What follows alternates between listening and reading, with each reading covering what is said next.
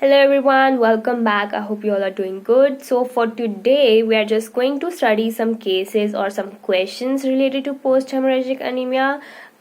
Because as in my previous video, I told you that post-hemorrhagic anemia or anemia caused due to blood loss can be acute or chronic.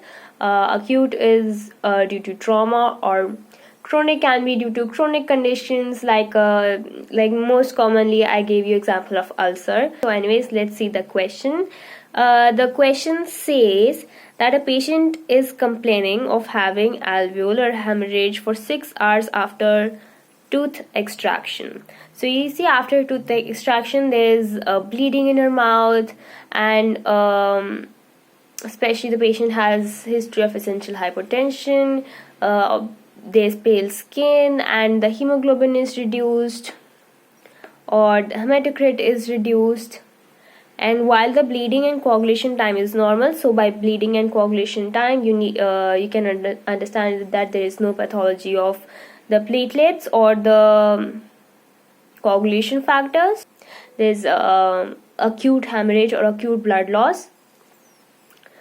So obviously the answer is acute post-hemorrhagic anemia. Okay, next question. That a woman consulted a doctor about having continuous cyclic uterine hemorrhages for a year.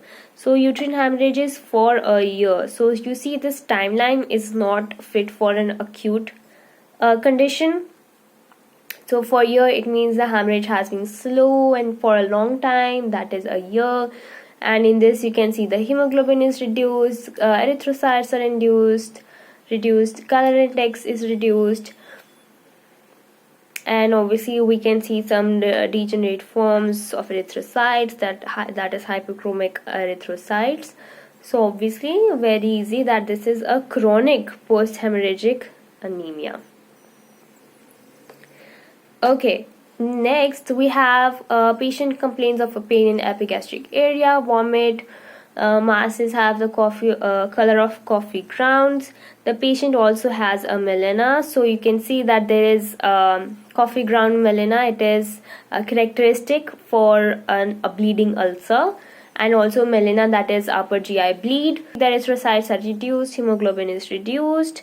So anyways, what complication it is? Very easy, it is hemorrhage. So guys, I wanted to quickly come and state some points regarding post-hemorrhagic anemia. First of all, during the initial stages, like when there's just a acute blood loss, there is no compensatory mechanism started yet. So in blood we find normochromic normocytic anemia, that is the blood cells are of normal size and even the color index is normal, because there's no defect in production yet. It is only after 2-3 days after the compensatory mechanisms have started that hyperchromic anemia is seen. And also, if blood loss exceeds 20% of the circulating blood volume, then it is termed as a hypovolemic shock rather than a post-hemorrhagic anemia.